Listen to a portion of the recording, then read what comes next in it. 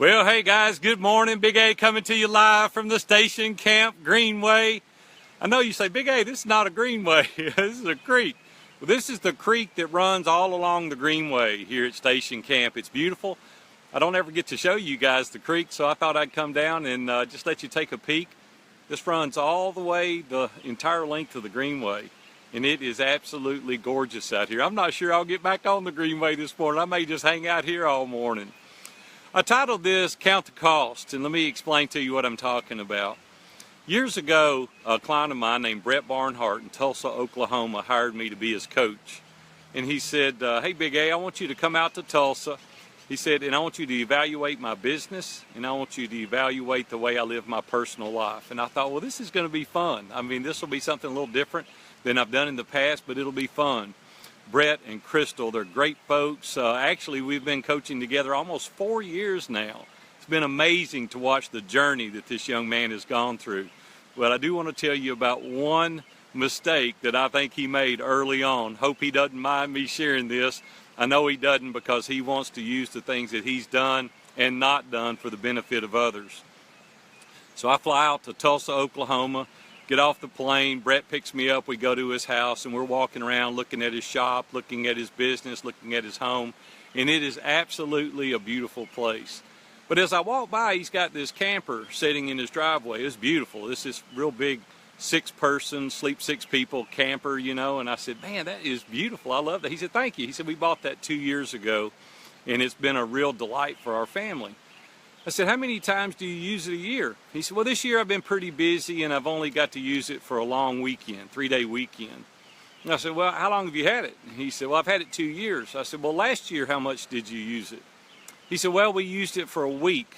We took the family out and we had a great trip. So I said, you've used it for 10 days in a 2-year period? And he said, yeah. I said, oh, cool. He said, you know, I had to buy another truck because the truck that I had wasn't able to pull it, so I bought a new F-250 diesel to pull it. Beautiful truck too, by the way. So what did you give for that? He said, well, I gave $55,000 for it. I said, well, that's cool. He said, but I don't have a note on it. He said, it's paid for. I paid cash for it. I said, that's cool. We went ahead and spent 3 days there looking around, looking at his business, and I flew back home. Well, on the plane, on my way home, I wrote a blog, and I titled it, Count the Cost. And you can go to our website and read it if you'd like. But I did a spreadsheet on his camper, and I put the cost of the camper, the monthly utilities, you know, that it costs to maintain it, the servicing it, winterizing it. By the way, he had to buy a cover to go on it, and then he discovered, hey, you know, we got a lot of hailstorms in Tulsa, so I had to build a shed. It cost $5,500 to park it under. Driveway wasn't quite long enough, so we needed a pad to keep it on, so we had to pour a $2,500 pad to keep the camper on. So I did a spreadsheet and I did everything. You know, it's a depreciating asset, so I depreciated it. I put all the costs associated with it, and then I wrote this blog and I said, in essence, it cost you $1,050 a night to stay at the KOA. I hope you enjoyed your stay. Well, I didn't tell him that I wrote it, and he reads all of our stuff, so he read the blog. The next day he called me, and here's what he said. I'm putting the camper up for sale. I started laughing, and I said, Brett, let's talk through this.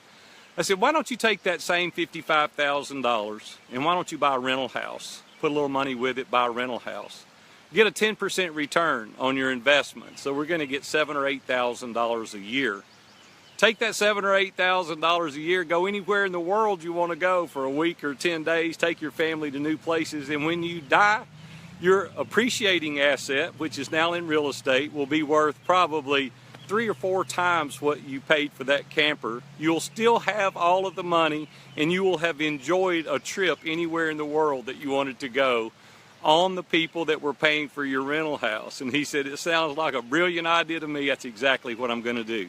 Now, I'm not banging on campers this morning. I'm not saying that you shouldn't do that. There are many people that use these regularly. Kevin Wallenbach is even in our ISI mastermind group, an amazing guy. He's in that business, and he will be glad to sell you one. He'll be glad to hook you up with a camper. He's got some amazing deals, got amazing people that he deals with. But I'm talking to the people that don't use them regularly. I'm not only talking about campers either. There are many things you've got at your house There are boats, there are other toys, there's all kinds of stuff that we really don't count the cost at what it's costing us. It took me twice to learn this lesson, but you couldn't hold a gun on me now and make me buy another vacation home. I've owned 2 of them. We had a great time. We had a place in the Smoky Mountains for about 10 years. We let people use it all the time. It was a beautiful place. We loved it. The kids got tired of going to the same place all the time. We bought a place on the beach with 3 of my buddies. We used that for about 5 years, but here's what would happen. We would go down there, and I'm not there that often, so what did I have to do? I had to call all the maintenance people. We had to repaint it. We had to have the carpets cleaned. The people that had used it had maybe abused it, and so we had to take care of that. I found myself spending a week maintaining while my daughters and my wife was down at the log cabin restaurant having breakfast. And I said, something wrong with this picture. We've got to be honest to ourselves. We've got to count the cost on the things that we've got. Now here, many of you don't want to do that because you'll have to admit that maybe you made a mistake. It's the sunk bias. It's like, I'm in this far, I might as well stay. Well, that's insanity. We can't keep doing that. You've got to count the cost at whatever you're doing. Just be honest. Sit down today and say, is it worth it? If it's worth it to you, call Kevin Wallenbach and get him to sell you a camper. He'll hook you up. The guy will take great care of you. But if you're the guy like Brett that was using it 10 days in a 2-year period or a week a year, why don't you go rent one? Why don't you do that? That way you don't have to worry about it, extend your driveway, build a pad to put it on. You don't have to do any of those things. Maintain it. Gives me a headache thinking about some of the things that I would have to do for a 10-day period. But you guys that use it every weekend or twice a month and you travel and you love it and it's the way of your hobby and you just, listen, call Kevin. Kevin can hook you up. I don't get a commission, by the way. I just love Kevin. He's a great guy and he gives great deals. He's in our mastermind, and reach out to me if you're looking for one. He can help you. But the theme of this is are you counting the cost? The things that you're doing today, are you counting the cost?